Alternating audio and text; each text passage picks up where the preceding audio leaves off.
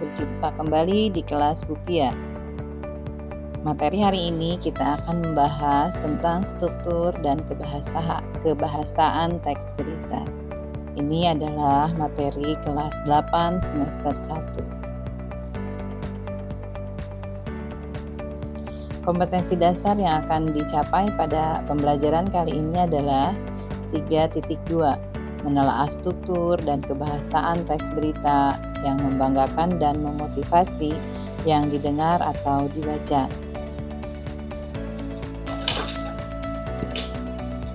Tujuan pembelajarannya adalah setelah mengikuti pembelajaran ini, siswa diharapkan dapat A. Memahami 6 unsur teks berita yang didengar atau dibaca dengan benar, B. Menunjukkan 3 struktur teks berita yang didengar atau dibaca dengan tepat, dan C.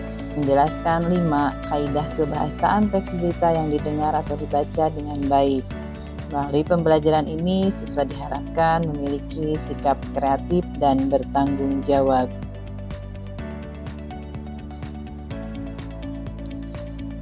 Yang pertama adalah pengertian berita. Teks berita adalah teks yang berisi tentang segala sesuatu yang terjadi di dunia yang disebarkan melalui berbagai media seperti radio, televisi, internet, situs web, maupun media lainnya. Teks berita berisi fakta, tetapi tidak semua fakta bisa dijadikan berita.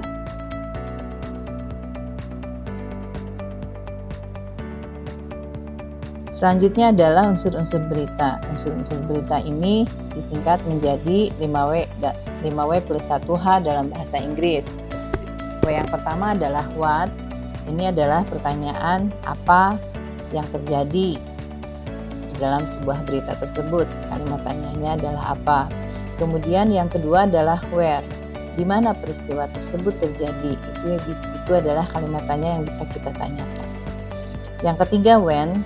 Kapan peristiwa itu terjadi. Yang keempat adalah who, siapa yang ada di dalam peristiwa tersebut atau siapa yang terlibat dalam peristiwa tersebut. Yang terakhir adalah yang kelima adalah why, ini mengapa peristiwa itu bisa terjadi. Sedangkan H-nya itu how, pertanyaan yang bisa kita ajukan adalah bagaimana bisa terjadi peristiwa tersebut. 5W plus 1H ini disingkat juga dalam bahasa Indonesia. Singkatannya adalah adik Simba. A-nya apa? D-nya di mana? K-nya kapan? C-nya itu siapa? M-nya mengapa? B-nya itu bagaimana? Selanjutnya adalah struktur teks berita. Struktur teks berita ini terdiri dari 3 bagian. Yang pertama adalah kepala, atau biasa disebut dengan headline. Di bagian ini berisi informasi yang paling penting.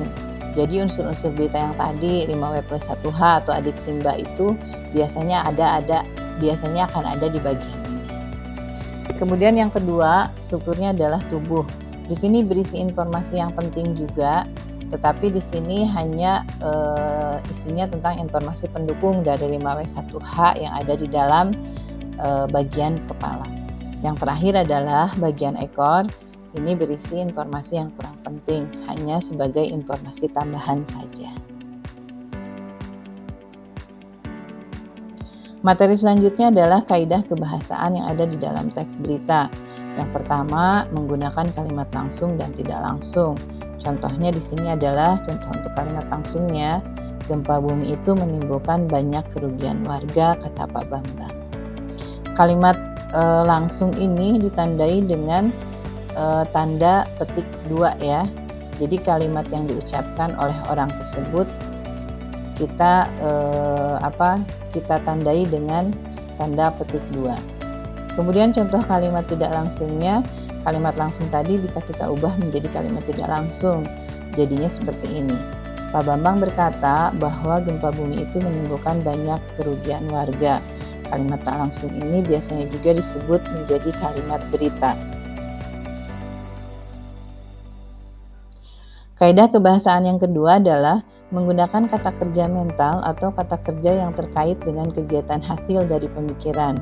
Ditandai dengan kata-kata antara lain memikirkan, membayangkan, berasumsi, berpraduga, berkesimpulan, dan beranalogi. Contoh dalam kalimatnya adalah mereka memikirkan solusi untuk keluar dari peristiwa yang memilukan itu. Kaidah kebahasaan teks berita yang ketiga adalah menggunakan konjungsi temporal atau penjumlahan seperti kata kemudian, sejak, setelah, awalnya, dan akhirnya. Contohnya adalah sekitar pukul 12.45 waktu Indonesia Barat, Sabtu 15 bulan 3, langit Riau tampak mendung. Tak lama kemudian, hujan yang diharapkan semua masyarakat akhirnya pun turun. Kaidah kebahasaan yang keempat teks berita adalah menggunakan fungsi keterangan waktu dan tempat. Di sini untuk mengisi unsur kapan dan di mana dalam berita tersebut. Contohnya, contoh dalam kalimatnya adalah sekitar pukul 11.45 waktu Indonesia Barat, langit Riau tampak mendung. Di sini keterangan waktunya pukul 11.45 waktu Indonesia Barat dan unsur tempatnya adalah di Riau. Jadi memenuhi dua unsur tadi ya, kapan dan di mana. Kaidah kebahasaan yang terakhir atau yang kelima adalah menggunakan bahasa baku. Bahasa yang digunakan dalam teks berita haruslah baku dan sesuai dengan standar bahasa Indonesia, dikarenakan pembaca atau penonton berita bersifat umum dan berasal dari berbagai kalangan.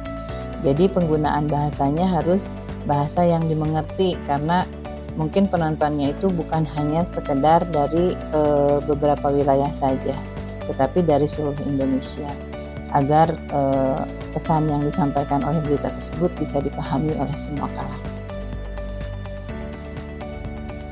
Demikian materi kali ini tentang struktur dan kaidah kebahasaan. Semoga kalian bisa mengambil manfaatnya ya. Terima kasih sudah menonton dan sampai jumpa kembali di video selanjutnya.